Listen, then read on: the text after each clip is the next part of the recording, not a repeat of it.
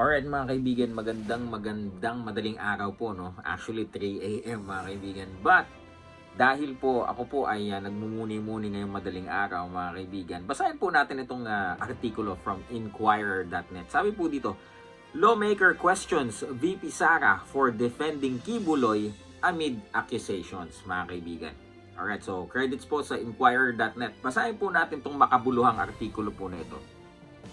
Sabi po dito, Vice President Sara Duterte must learn to differentiate her roles as a cabinet member and as a personal friend of controversial preacher Apollo Kibuloy, which is talagang napakatotoo ng sinasabi po na yan.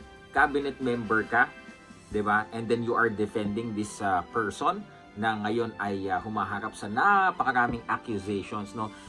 You need to learn where to draw the line, VP Sara Duterte. Ako ay lingkod bayan, let's say, and then meron akong kaibigan na inuulan ng mga batikos. Sana man lang po para po manatili ang respeto ng taong bayan sa inyo, VP Sara. Di ba po, maging patas po tayo at hayaan po natin na gumulong ang batas dito po sa inyong kaibigan na si Apollo Kibuloy. Ipakita po ninyo na kahit siya'y kaibigan ninyo, papabayaan nyo po pa rin na gumulong ang hustisya, ang due process para po sa inyong kaibigan na si Pastor Kibuloy. Hindi ho ba?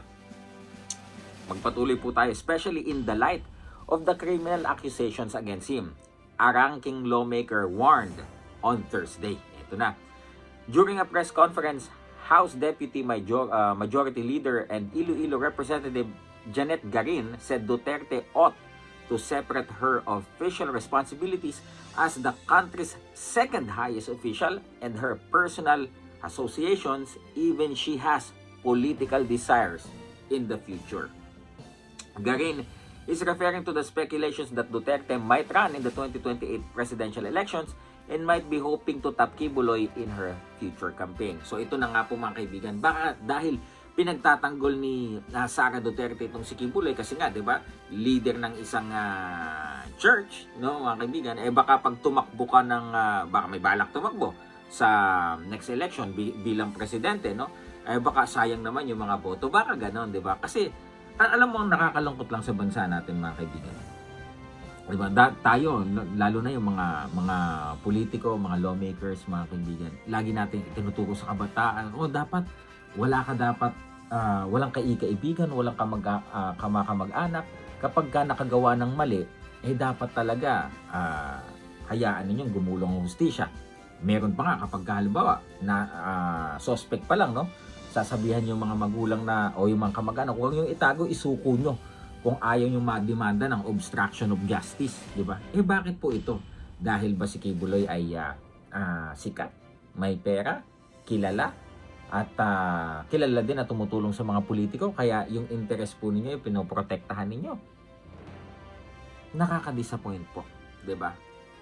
Sa mata po namin ng mga bumuboto sa inyo, nagtitiwala sa aming mga leader, para pong nawawala na yung aming tiwala, bakit po?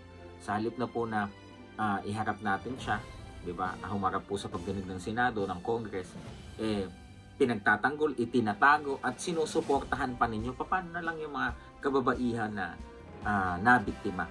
Again, we are not saying that he is already guilty, mga kaibigan. Siya po ay ipapaaresto na ng House, ipapaaresto na ng Senate, not because he is already guilty by ito pong tinatawag nating trial by publicity na sinasabi po ninyo dahilan. Hindi, sabi nga ni Senadora Risa, ipapakulong siya dahil sa kanyang hindi pagdalo sa Senado, sa hearing ng Senado. Hindi dahil guilty na agad siya dun sa mga paratang sa kanya. So, malinaw po yan kasi ang pinaparating ng legal counsel ni Kibuloy, hindi no use na humarap dyan kasi parang ini-incriminate nyo na agad si Pastor Kibuloy, parang nakatulan na agad ng guilty. Again, huwag nyo pong linlangin ng tao yung legal counsel ni Kibuloy. Ipapaaresto siya ng Senate at House dahil sa kanyang hindi pagdinig, hindi dahil sa mga bintang o mga akusasyon sa kanya. So, don't play mind games with these lawmakers and don't play mind games to the people of the Philippines para namang masyado nyong hinahamak ang pag-iisip ng mga Pilipino. Sabi pa po dito, former President Rodrigo Duterte has become administrator of Kibuloy's estate. Isa pa yan. Di ba? So talagang makikita po natin dito na may kinikilingan. Di po ba? Nasaan na po yung pagiging patas? Di ba? Pinagtatanggol kasi yung kanya pong mga ari-arian, hinabili na po sa inyong ama. BP Sara. Di ba? Being the Vice President and being a member of the cabinet, vis-a-vis being a friend or possible benefactor of Pastor Kibuloy, I believe those things should be separate, Garin said, which is correct. Saludo kay Garin. The Iloilo lawmaker is not the first one to urge prudence from Duterte, who was present at a recent prayer rally, initially in support of Kibuloy, which subsequently evolved into an anti-Marcos demonstration. Prayer rally, tapos politikahan naman, di ba? Stop it. Sabi dito, threat of citation and arrest. Kibuloy is under threat of contempt, citation and arrest for refusing to appear in congressional investigations into allegations of human trafficking and sexual abuse of minors, plus questions on the franchise of Sunshine Media Network International. The network is on the verge of losing its congressional franchise due to serious violations, including disseminating fake news. Yan, isa pa yan. Kilalang-kilala yan, ano? Engaging in red tagging and committing corporate offenses. Garin noted that Duterte was present at the rally when she was designated acting president and government caretaker by Marcos, who had gone on an official trip to Germany.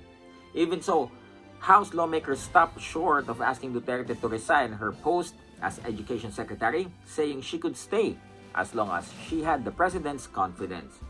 Last Wednesday, House Committee on Muslim Affairs Chair and Lanao del Norte Representative Muhammad Khalid Dimaporo said he wished to believe that her purpose is to at least neutralize the former President's rhetoric because she is still his cabinet secretary.